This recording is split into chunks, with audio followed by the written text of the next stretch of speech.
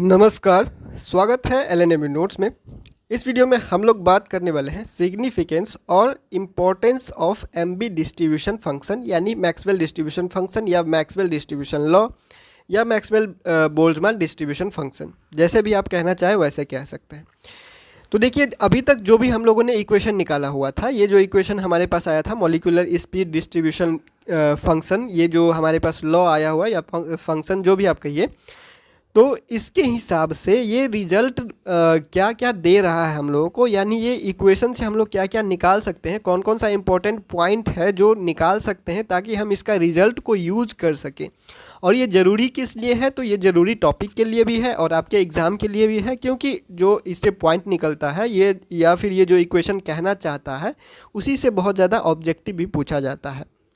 ठीक है, तो अगर आप लोगों को जो पिछले जो भी चीज़ मैक्सवेल बोल्ट्जमान डिस्ट्रीब्यूशन लॉ के रिलेटेड करवाया गया है, अगर आप लोगों ने उसको ठीक ठाक नोट कर लिया है, देख लिया है ठीक से, तो ये जो इक्वेशन के बारे में जो भी चीज़ कहा जा रहा है वो आप लोगों को ठीक से समझ आ जाएगा और इससे रिलेटेड जो भी ऑब्जेक्टिव क्वेश्चन पूछा जा सकता है वो आपका कवर हो जाएगा। तो सबसे पहले हम लोग क्या करेंगे, एक ग्राफ बनाएंगे किसके किसके बीच में, तो जो डिस्ट्रीब्यूशन फंक्शन है उसके बीच में और जो मॉलिक्यूलर स्पीड है v उसके रूप में उसके बीच में। ठीक है, इन दोनों के बीच में हम लोगों ने क्या किया है, एक ग्राफ बनाया हुआ, एक कर्व है, जैसे कि आप यहाँ पे देख सकते हैं इस तरह का एक कर्व है। और इस ग्राफ को बनाने से पहले आपको एक बात हमेशा ध्यान में रखना है, ये जो ग्राफ बन रहा है चाहे यहाँ से यहाँ तक आप कैसे भी बनाइए उससे कोई फ़र्क नहीं पड़ेगा उतना, लेकिन ध्यान देना इस जगह पे ध्यान दीजिए कि ये जो यहाँ पे लैंड हो रहा है ग्राफ, ये जो कर्व यहाँ पे लैंड हो रहा है ये इस लाइन से टच नहीं हो रहा है, ऐसे नहीं हो रहा है। ठीक है, अगर आप इस ग्राफ को ऐसे कर दीजिएगा तो ये गलत हो जाएगा। आपको इस बात का ध्यान रखना है, ये पैरेलल रहेगा इस लाइन के साथ हमेशा, जहाँ भी जाएगा ये आगे इन्फिनिटी तक जाएगा। ठीक है, ये आगे इन्फिनिटी तक जाएगा, आपको यहाँ पे ऐसे ख़त्म नहीं कर देना है, इसको टच नहीं करवाना है। इस ग्राफ को बनाते हुए आपको ध्यान रखना है, या फिर जो मैक्सवेल डिस्ट्रीब्यूशन के लिए जो आप ग्राफ बनाइएगा इसको आपको ध्यान में रखना है कि इसको टच नहीं करवाना है यहाँ पर। ठीक है, तो ये आपका मेन कर्व जब आप ड्रॉ कीजिएगा तो इसमें ध्यान रखने वाला ये बात है। ठीक है, तो देखिए हम लोगों ने ये जो ग्राफ बनाया हुआ है यहाँ पे v है, यहाँ पे d n v y d v या फिर एफ वी कहिए, जो डिस्ट्रीब्यूशन फंक्शन है। तो सबसे पहला पॉइंट हम लोगों को क्या है कि ये जो कर्व के अंडर, कर्व के नीचे, कर्व के अंडर जितना भी एरिया है वो क्या दे रहा है हम लोगों को, नंबर ऑफ मॉलिक्यूल्स दे रहा है ऑफ गैस। ठीक है, लिख दिया गया है कि जो figure the area under the entire curve gives the total number of molecules in the gas. ठीक है, ये जितना भी जो भी कर्व बनाया गया है उसके अंडर जितना भी एरिया आ रहा है वो सारा एरिया रिप्रेजेंट कर रहा है नंबर ऑफ मॉलिक्यूल्स का, कितना नंबर ऑफ मॉलिक्यूल्स है गैस का। सिंपल। अब हम लोग देखिए जो हमारे पास जो इक्वेशन आया था, जो ये पिछले वीडियो से है मॉलिक्यूलर स्पीड डिस्ट्रीब्यूशन लॉ से, तो यहाँ पे देखिए ये जो फंक्शन है वो डिपेंड कर रहा है v स्क्वायर पे, मतलब v पे डिपेंड कर रहा है, और ये एक्सपोनेंशियल फंक्शन पे डिपेंड कर रहा है, यहाँ पे टेम्परेचर है इस पे भी डिपेंड कर रहा है, बाकी तो सब कांस्टेंट है। तो देखिए सबसे पहले हम लोग बात करेंगे इस v के वजह से क्या हो रहा है, उसके बाद हम लोग बात करेंगे फिर इस एक्सपोनेंशियल टर्म के वजह से क्या हो रहा है, उसके बाद हम लोग बात करेंगे इस टेम्परेचर की वजह से क्या हो रहा है इस फंक्शन के साथ, ये सब कैसे रिलेटेड है और ये क्या सब कर रहा है यहाँ पे रह के। तो ये क्वाड्रेटिक फंक्शन है, जैसे कि आप यहाँ देख सकते हैं, इसका पावर 2 है, v स्क्वायर है, तो इसको आप क्वाड्रेटिक फंक्शन कह दीजिए, इसको एक्सपोनेंशियल फंक्शन कहिए, क्योंकि e टू द पावर कुछ भी है तो यहाँ एक्सपोनेंशियली कहा जाएगा। और ये टेम्परेचर है, सिंपली टेम्परेचर क्या है, इसके इन्वर्सली प्रोपोर्शनल है, क्योंकि ये ऊपर है और ये इसके इन्वर्सली प्रोपोर्शन कहने का मतलब एक तरह से उल्टा होता है, लेकिन उल्टा बोलना नहीं चाहिए, इन्वर्सली जो है वो उल्टे के बराबर नहीं होता है। ठीक है, एक तरह से रिलेशन होता है वो। तो खैर हम लोग आते हैं अपने टॉपिक पे, ये है हमारे पास v स्क्वायर। देखिए तो ये v क्या है, ये मॉलिक्यूलर स्पीड है, हमेशा इसको ध्यान रखिएगा, जब भी हम लोग v कहेंगे या फिर स्पीड के बारे में बात करेंगे तो v को ही कहा जा रहा है। तो सबसे पहला पॉइंट ये है कि जब v का वैल्यू ज़ीरो कर देगा, v का वैल्यू ज़ीरो कर दिया जाएगा, अगर स्पीड ज़ीरो है, मॉलिक्यूल किसी भी अगर मॉलिक्यूल का स्पीड ज़ीरो है तो वो मॉलिक्यूल कितना होगा, तो देखिए अगर इसको ज़ीरो कर दिया जाए तो ये पूरा ज़ीरो हो जाएगा, तो ये इक्वेशन ही जीरो हो जाएगा, यानी कि ये जो डिस्ट्रीब्यूशन फंक्शन है जो हमारे पास आया है कि ये किसी रेंज में कितना नंबर ऑफ मॉलिक्यूल्स है उसको फाइंड करने का है, तो वो तो बता रहा है जीरो। इसका मतलब ये हुआ कि ऐसा मॉलिक्यूल जिसका स्पीड जीरो है, v जीरो होने का मतलब मॉलिक्यूल का स्पीड जीरो, तो अगर इस चीज़ का रिजल्ट ये है कि जो ऐसा मॉलिक्यूल्स जिसका स्पीड जीरो है, ऐसा मॉलिक्यूल्स है ही नहीं, ठीक है। ऐसा मॉलिक्यूल्स जिसका स्पीड जीरो है, ऐसा हो ही नहीं सकता कि किसी मॉलिक्यूल्स का स्पीड जीरो हो, क्योंकि ये फंक्शन जीरो ही आ जाएगा, तो मतलब कि डिस्ट्रीब्यूशन फंक्शन जीरो है, यानी कि ऐसा जो है वो हुआ ही नहीं है, डिस्ट्रीब्यूट हुआ ही नहीं है कि किसी मॉलिक्यूल्स के पास जीरो स्पीड है, किसी मॉलिक्यूल्स के पास जीरो स्पीड नहीं है, कोई मॉलिक्यूल रेस्ट में नहीं है। जीरो स्पीड नहीं होने का मतलब है कोई कुछ ना कुछ स्पीड है, चाहे 2 मीटर, चाहे 5 मीटर पर सेकेंड, चाहे 15 मीटर, 20 मीटर, 100 मीटर, 200 मीटर, कुछ भी थोड़ा सा भी स्पीड है किसी के पास। जीरो नहीं है किसी का स्पीड, मतलब कि कोई रेस्ट में नहीं है, हमेशा क्या कर रहा है, मॉलिक्यूल्स मूव कर रहा है, मोशन में है। मॉलिक्यूल्स का जो भी गैस का मॉलिक्यूल्स है, जितना नंबर ऑफ मॉलिक्यूल्स है, सब क्या कर रहा है, मूव कर रहा है। इसका मतलब ये है मोशन में है, कोई रेस्ट में नहीं है, पहला पॉइंट।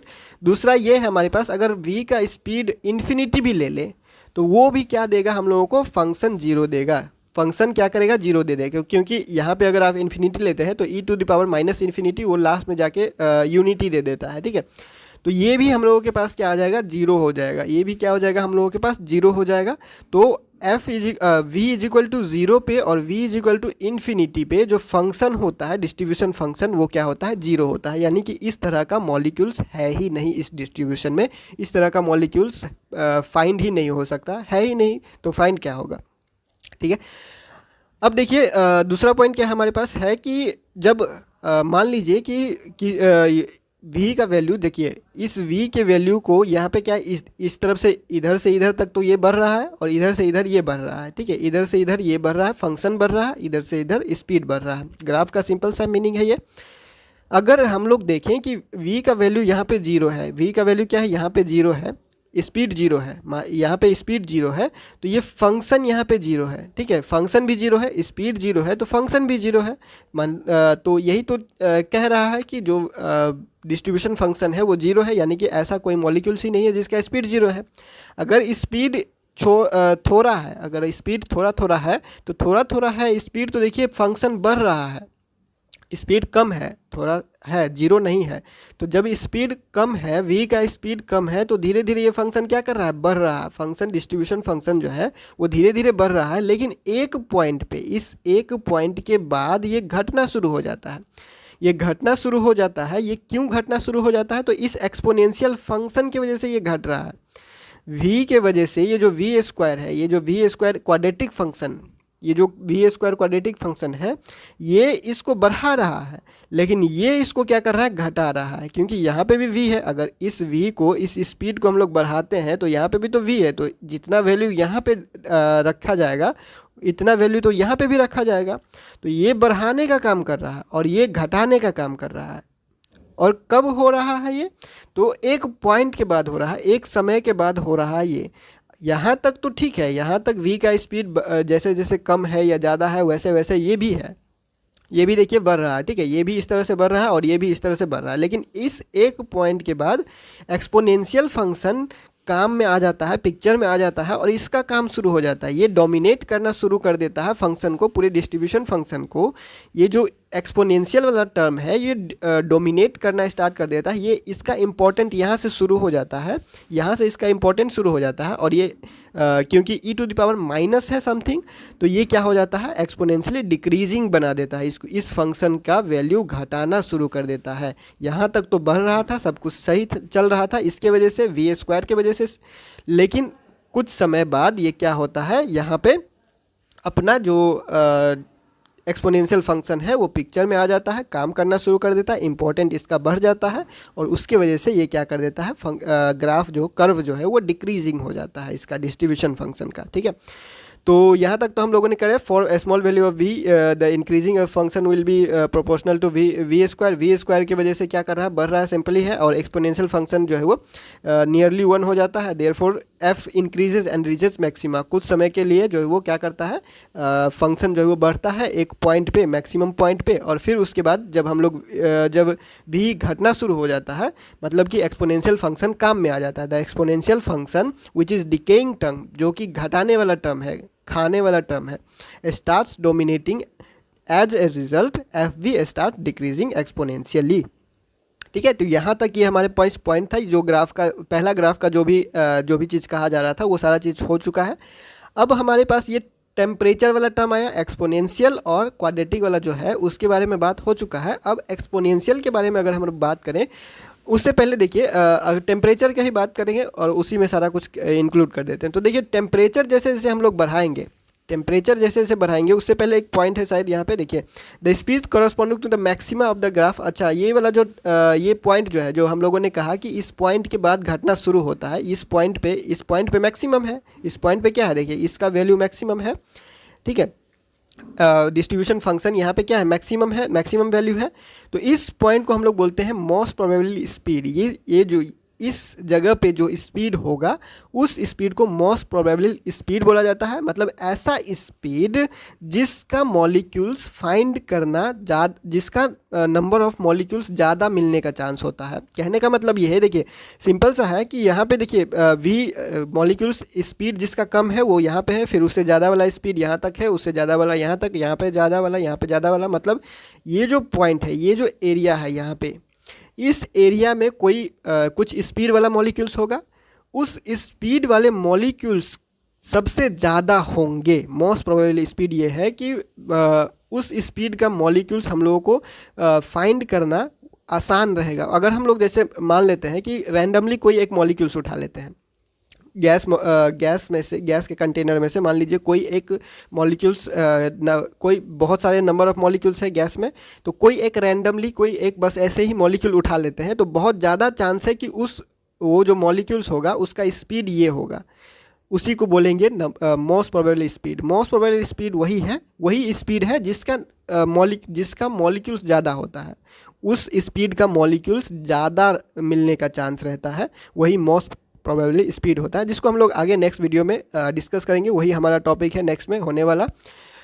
अब हम लोग टेम्परेचर के बारे में बात करेंगे। तो जैसे जैसे यहाँ इक्वेशन से साफ साफ दिख रहा है टेम्परेचर क्या हो रहा है। अगर टेम्परेचर यहाँ से देखिए, टेम्परेचर घट रहा है, टेम्परेचर अगर घटाएंगे तो फंक्शन बढ़ेगा, टेम्परेचर बढ़ेगा तो फंक्शन घटेगा, क्योंकि ये इन्वर्सली प्रोपोर्शनल है। यहाँ से तो सिंपल देखने में ये लग रहा है, लेकिन इसके कहने का ये मतलब है कि the temperature increases, as the temperature increases the curve becomes flatter and its peak value becomes smaller to keep the area constant. अब यहाँ पे बहुत ध्यान देने वाला बात है, और यही आपको जो है वो काम आ जाएगा बाद में, क्योंकि ऑब्जेक्टिव में यही पॉइंट जो है वो बहुत ज़्यादा काम आता है। देखिए जब हम लोग क्या करें, टेम्परेचर बढ़ा रहे हैं, तो टेम्परेचर बढ़ा रहे हैं तो टेम्परेचर वाला ग्राफ यहाँ पे हमारे पास, और ये जो लिखा गया, ये जो भी फिगर वगैरह बनाया जा रहा है वो सारा क्या है, गर्ग बंसल एंड घोष का जो थर्मल फिजिक्स है उसी बुक से लिया गया है।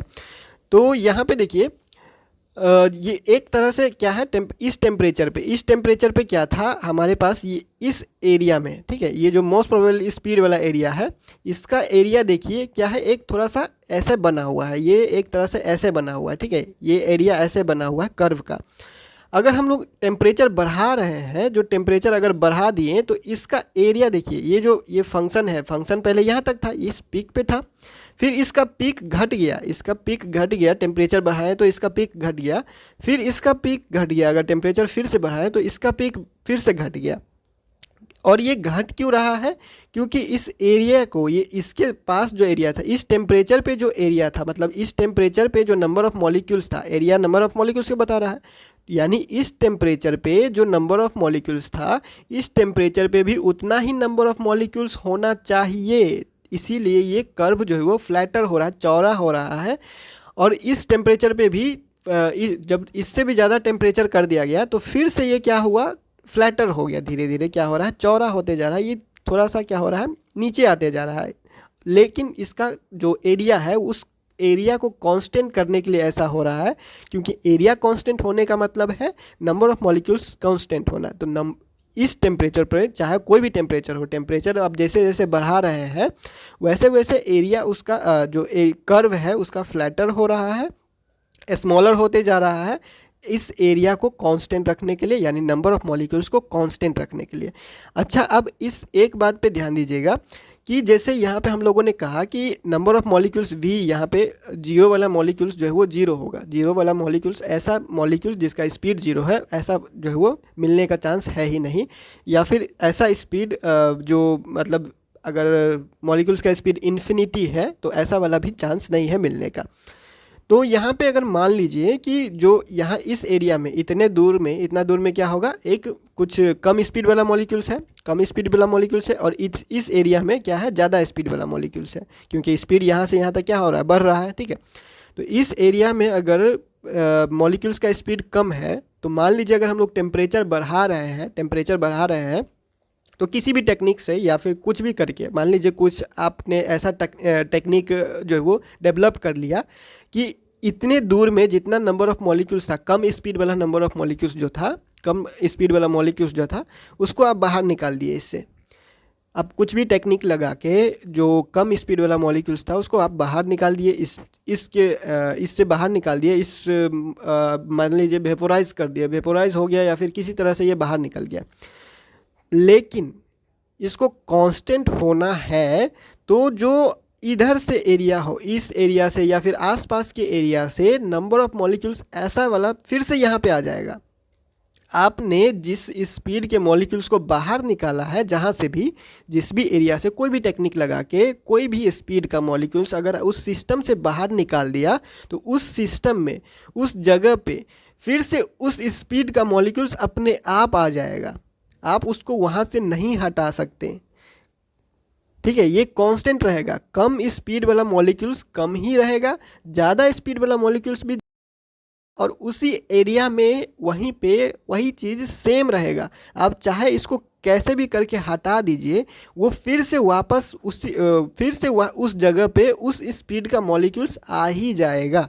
ठीक है, तो ये सारा चीज़ नंबर ऑफ मॉलिक्यूल्स या फिर जो टेम्परेचर के हिसाब से हमारे पास चेंजेस है फंक्शन में, उसको कांस्टेंट रखने के लिए, या फिर ये जो डिस्ट्रीब्यूशन है ये परफेक्ट एक आप बोल सकते हैं प्रोबेबिलिटी फंक्शन को बता रहा है। इसीलिए हमारे पास सारा चीज़ क्या आ रहा है, फिट बैठ रहा है। अगर हम लोग कर्व ड्रॉ करते हैं या फिर कुछ भी चीज़ बताने का यहाँ पे कोशिश कर रहे हैं तो।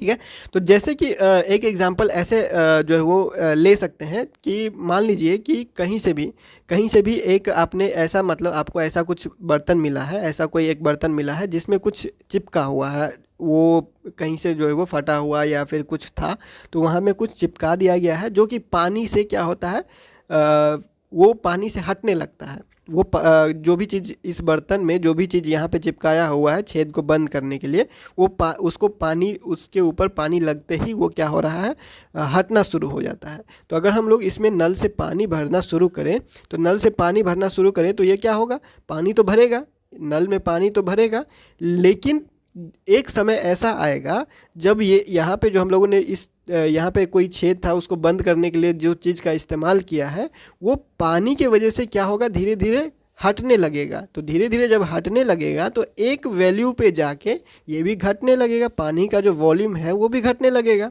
ठीक है, तो ठीक उसी तरह से एक कांस्टेंट वैल्यू पे जाने के बाद सेम चीज़ फिर रिपीट होने लगता है, वही चीज़ होने लगता है जो हम लोगों को फंक्शन के द्वारा, इस फंक्शन के द्वारा कहा जा रहा है, बताया जा रहा है। अगर हम लोग नेक्स्ट पॉइंट देखें तो ये क्या कह रहा है, सिंपल सा है और कुछ नहीं। अब if we integrate F V, जो हमारा डिस्ट्रीब्यूशन फंक्शन है, उसको अगर हम लोग इंटीग्रेट करें जीरो से लेके इन्फिनिटी तक के वैल्यू, यानी v के वैल्यू अगर जीरो से लेके इन्फिनिटी तक ले लें तो वी गेट यूनिटी, हमको एक यूनिटी यानी 1 मिलता है। This means that the Maxwell Boltzmann distribution is a true probability density function. इसका मतलब यह है कि जो मैक्सवेल डिस्ट्रीब्यूशन फंक्शन है वो हमारे पास एक ट्रू प्रोबेबिलिटी डेंसिटी फंक्शन है। और इस पॉइंट को याद रखना है ताकि हम लोग जो है वो नेक्स्ट में हम लोग इसको इस्तेमाल कर सके। Maxwell distribution function comprises increasing quadratic function. Quadratic function की वजह से क्या था, इंक्रीज हो रहा था जो डिस्ट्रीब्यूशन फंक्शन था, and decaying exponential function. Exponential function की वजह से क्या हो रहा था, डिक्रीज हो रहा था। तो वही चीज़ ये कह रहा है, यहाँ तक से यहाँ तक देखिए, यहाँ तक क्या है, यहाँ तक बढ़ रहा है फंक्शन, ठीक है, फिर यहाँ से घटना शुरू हो गया, ठीक है। तो ये क्या है, एक डिस्ट्रीब्यूशन फंक्शन, ऐसा डिस्ट्रीब्यूशन फंक्शन है जिसमें हम लोगों के पास जो क्वालिटी की क्वेश्चन है इसकी वजह से बढ़ रहा है, एक्सपोनेंशियल की वजह से घट रहा है, दोनों एक तरह से ऐसे रिलेटेड है। और इस पॉइंट से, इस इक्वेशन से, इस फंक्शन से जो भी पॉइंट मेन निकलने वाला था, जो बुक में लिखा हुआ है ऐसे भी, तो ये सारा चीज़ आपको यहाँ पे मिल गया है और इसी से ज़्यादातर ऑब्जेक्टिव निकाला जाता है। तो जो भी इसमें अगर कुछ बच गया होगा तो हम लोग नेक्स्ट आगे जो है वो डिस्कस करते रहेंगे। और नेक्स्ट हमारा जो है वो मोस्ट प्रोबेबल स्पीड होने वाला है, जिसको हम लोगों ने पहले भी देखा हुआ है। और जो मोस्ट प्रोबेबल स्पीड होता है या एवरेज स्पीड होगा या फिर कुछ भी यहाँ पे 2-3 टॉपिक आएगा, वो सारा रिजल्ट होगा किसका, मैक्सवेल बोल्ट्जमैन डिस्ट्रीब्यूशन लॉ का ही रिजल्ट होगा। उसको यूज करते हुए या फिर इसमें जो भी चीज़ कहा गया उसी को ध्यान में रखते हुए सब कुछ निकाला जाता है। तो वो सारा चीज़, most probable speed, average speed, ये सारा चीज़ निकालने के लिए आपको ये सारा चीज़ ध्यान में होना चाहिए, तभी जाके वहाँ पे सारा चीज़ समझ में आता है। तो फिलहाल इस वीडियो में इतना ही, मिलते हैं अगले वीडियो में अगले अपडेट के साथ LNMU नोट्स के यूट्यूब चैनल पे।